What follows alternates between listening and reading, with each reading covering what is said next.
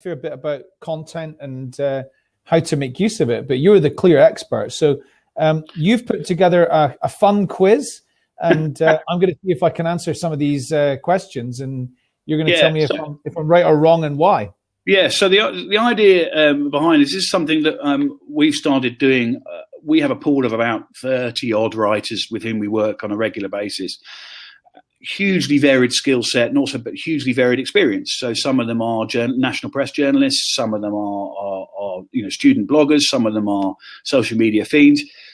And actually, what we sort of through conversations, what we decided to do was in a fun, we hope, or semi informal way, was just to kind of fire out, here's 10 things you might not know on an ongoing basis. So kind of once a week, once every 2 weeks, frankly, when changes allow or time allows. We send it out and kind of, they're not marked or anything, but it's just things they might want to bear in mind. What I wouldn't say in advance of this is these are rules. They are just interesting points that you might want to consider when looking at it. So I've got a load of questions for you. Okay. For those of you who might be counting, there are 17. You see, weirdly specific again, which gives me credibility already. Yep. So. Shall we start? According to Google, how many pieces of content does the average person read before any decision was made? Okay, so what I do know is Boston Consulting Group put out a report around candidate behavior. And what they said was an average candidate is going to look at 16 unique sources of online information before applying for a job. So I'm going to say 16. Okay, well, Google say 10. So I'm not as I say, I'm not gainsaying Boston Consulting, but Google say 10 for a purchase for a CTA, call to action. Okay, so I would say that 16 is probably going to be in a purchasing decision, a call to action for something like a new car or a new house or a holiday or something like that would be an equivalent to applying for a job. Yeah. Applying for a job would be a more high consideration activity than probably the majority of purchases that most people would make. Absolutely. So that would explain the difference between the 10 and the 16. Okay. Which is better, a 280 character tweet or a 260 character tweet? Okay, I'm going to say a 260 character tweet because a 260. If you're pretty good with words, then you can say as much in 260 characters as you can in 280, and the less people need to read, the better. Okay, it is 260. Twitter say it's to allow you to retweet without copy and pasting. So it's to give space for people to retweet. So. Okay. So without having to copy and paste. So good. So again, it makes for ease on things like mobile platforms when people are on the go. Yeah. Does inclusion of images within a tweet make a difference to its success? So I'd have thought yes. I'd have thought people are more likely to be drawn to it. Their eyes are more likely to be drawn to it. So yes. Yeah. So it's early research, but tweeted images or tweets with images can have about a 20% uplift in terms of engagement, more likely to be clicked on, 90% more likely to be retweeted. Interesting. Okay, so I believe that transcends into LinkedIn and other social networks as well. Absolutely. So I think LinkedIn tells you add an image or add a video or something like that, and more people are going to get it. Absolutely, add an image. It's early days on Twitter, but yes. So yes, in images where at all possible. Yeah. Use of as many hashtags as possible to ensure better engagement. Is that true or false? This is Twitter we're talking about. Yeah. I mean, I think false, and the reason for that is because if you put lots of hashtags in your tweet, you've probably actually got pretty limited content within the actual information within the tweet. So I'm going to say no. Yeah.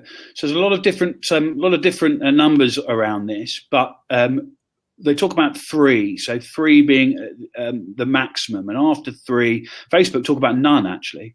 So there is some research with Facebook talk about none, but on Twitter they talk about 3 hashtags, and any more than that, you start to see a drop off of around about 20% in terms of engagement. The belief is it looks artificial. If you've got lots and lots of hashtags, you look as if you're doing something to deliberately to try and get people to do something. It feels forced. It feels, that you haven't taken any chance to you haven't taken any time to really consider who it is you want to speak to. You're just shouting. Yeah. And somewhat ironically, people on Twitter don't like shouting, which I think is odd because they seem to like it very much. So, okay. So we've covered this. Retweeting the same content more than once harms your brand. True or false? False. False. Exactly right. 3 times. 3 times. Including statistics on LinkedIn headlines results in A, a 50% increase in click-through rate, B, 100% increase in click-through rate, or C, 137% increase in click-through rate. Okay, I'm going to say it's 137%, and I'll explain why if I'm right. 137%. Oh, I am right, am I? You're right. Okay. Well, it's because it's the least rounded up or down number. See what I did there? It was much more likely to be true. Exactly right. Okay. Yes, I was drawn to that response. You see what I did there? Yes, exactly that. So it's the one that's true, and it's weirdly, oddly specific. Yeah. Well, I mean, the other thing I guess is people. Yeah, I mean, they feel that your content is much more likely to be credible if you put in your statistics. Absolutely. So should one use, if you're asking people to make a decision, should one use Arial font or Comic Sans? Oh, Comic Sans, I'm sure. Arial is something. Arial is the most. No. Arial, because it is deemed to be the more trustworthy. Exactly right. So Arial research shows that most people or more people agree with the sentiment of an article if it's written in a formal font. So Comic Sans actually is if you go into larger, is more legible, but people don't take it as seriously. Interesting, yeah. So you're more likely to engender a disagreement. Yeah. How many unannounced changes to its search algorithm did YouTube make in 2017? 365. 200. I knew it was going to be a lot. 200. I think I get a yes for that, because I think I get a correct for that, because it was so much bigger than most people probably realize. Yeah, I'm not surprised. I included that just to try and underline the point, really, that there's no way you're ever going to keep up with. The idea of constantly trying to second guess and game the system, just not going to do. And none of those are announced. So it's a fool's errand, really. Yeah. Which has more influence on future YouTube rankings? So is it 1,000 views on the first day or 10,000 views in the first week? I think it's 1,000 views in the first day. You're right. Do you know why? Because that spike is in one day is probably, it might be to do with YouTube's algorithm, but I think that 0 to 1,000 seems like a massive uplift. You're right. The algorithm works on speed of views. So and also for those of you who might do a series of videos all clumped together on account, it takes an average. So speed of views is weighted far more heavily than total number of views. So your ability to influence people to come every Monday to view the video that you update is more important to YouTube than sitting on there for 3 months and pushing people to do it every month to the same video and getting just a collective number. So a learning there, I guess, is if you're going to publish something on YouTube, make sure that you are going to do everything you can to get people to come and look at it as soon as you've uploaded it. You can. So trail it beforehand with facts and figures, trail it on other social media with headlines, with statistics, quotes, all the things we've talked about. but you want to drive people to it. Don't put it up there and then that's the destination you're driving to for the next month. It's try to flip it the other way and alert people to they need to look at it on Monday. Yeah, very interesting. And again, YouTube takes the average across a number. If you've got a number on there, if you've got an account, that you're using, it takes an average across all of them. So you must try and do that for all of your videos if you're a producer of more. Yeah. So which is likely to perform better on YouTube as a headline? So headline A is unedited feedback of our candidate experience. Or headline B is worst and best of our candidate experience. I think it's going to be worse than best. Absolutely. And the reason being they are just slightly more emphatic words. They're also emotional words, and YouTube talks about driving emotion. So it's all about emotional response. So a like to YouTube is not a view; it's an emotive response to your video. Yeah. So if you're going to use it, then you must, if you can, in the headline include some sort of, you must watch this. This will change your life. Most of us don't like hyperbole, and the use of exclamation marks, and all that sort of nonsense. But unfortunately, on YouTube, it does work. Yeah. This talent pipeline, this approach to talent pipeline is literally going to revolutionize your world. It's going to exclamation mark times 20. Absolutely. So which is true with YouTube? A, high views is a product of high ranking. Or B, high ranking is a product of high views. High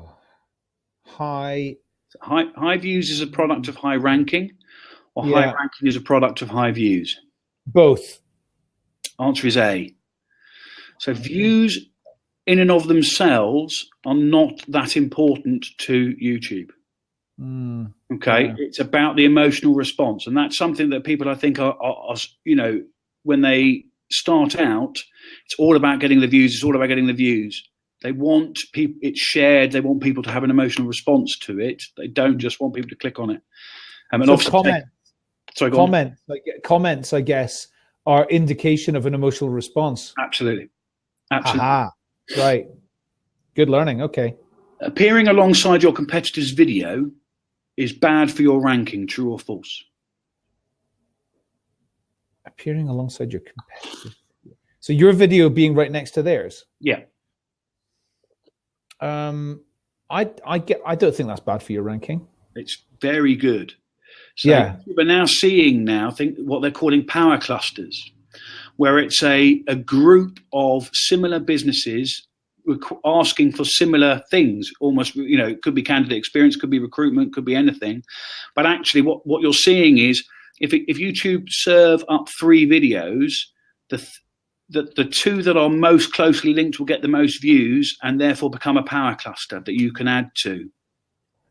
This is not the first time I've thought about power clusters. My dad used to run Pitcher and Piano, the wine bar chain. Oh yeah. And they when they launched their Pitcher and Piano in Glasgow, I said to him, "You've got the wrong location. You're about 2 blocks further away than anybody goes. Nobody's going to go there." And he said, "Watch what's going to happen. People are going to come here, and other places are going to develop round about the same location." Absolutely right. What happened? Within 6 months, all bar 1 was open. Within 6 months, the Slug and Lettuce was open. There was quite a few. It kind of turned a slightly sleepy part of the city centre in Glasgow into a busy, thriving area. Yeah, and this is a perfect example of re-expression. Restaurants have known about power clusters for years, and content is or YouTube certainly reporting the similar sort of effect. Interesting. Okay. Good to know. Just a couple more. Which do YouTube report as better for ranking on if we're talking about an image, eyes or mouths on your image for your thumbnail? Eyes or mouth? Oh, mouths, I would think. It's eyes. Happy or sad? Sad. Happy. I'm getting these ones wrong. There you go. Thumbnails descriptions should contain text. Is that true or false? So thumbnail descriptions, it's false. They actually report a 40% drop in traffic if thumbnails have text. Wow. Yeah. Brilliant. And the other thing is the thing to make it stand out, contrasting colours. So you know that little circle you get when you're choosing colours on your little colour wheel that you get? Yeah. Go to opposite ends. If you can do contrasting colours, simple images, and the image taking the entire thumbnail, you get a far higher click-through rate. Interesting. That's it. How do you reckon you did? Well, I mean, I think I did. I think I got probably about 80%. I reckon you did all right. Something like that. Yeah, I did. I just got a whole bunch of. I think the last 4 I got wrong there pretty much, but I got almost all of them right before that. Really interesting things to learn, and you know, you were talking about Twitter and YouTube in particular, but I think most of the learnings from that are applicable to pretty much every other social network. Absolutely. So, you know, absolutely. Certainly around the imagery, certainly around the use of statistics, quotes, you know, the importance of a headline, you know, but all of that is, you know, transcends which particular platform. And again, you know, the talking around repurposing, all that stuff with tweaks and little changes, you know, you can use across anything and more than once. Yeah, absolutely. Okay, well, listen, I've really enjoyed doing this again. We need to do version 3. What are we? We're the 18th of September. I think we should get together at the end of November in about 2 months' time and do episode 3. But this has been absolutely terrific. I really enjoyed doing that quiz. I've just learned quite a lot from it. In terms of repurposing content, we spent a good bit of time talking about that. And a lot of your ideas are really terrific. So I'm going to make sure that the world of recruitment gets to see this video and gets to understand that actually there's a lot of things that you can do that are not going to take you very long, and you don't need to be some sort of world-renowned artist or writer in order to be good at content. No, not at all. You can go off and do other things, you know, things like domain authority. There's loads of things you could be doing, you know, other than worrying about what you're going to write about next week. Yeah, no, absolutely. And how do people make contact with you? So I'm LinkedIn, Limited Scribes on Twitter. Obviously, they can contact me through james@visiblescribe.co.uk. Delighted to talk to anyone who's got any questions or any feedback. Brilliant. James, really good to talk to you. Thank you very much. Until next time, bye for now. Have a good day. You too.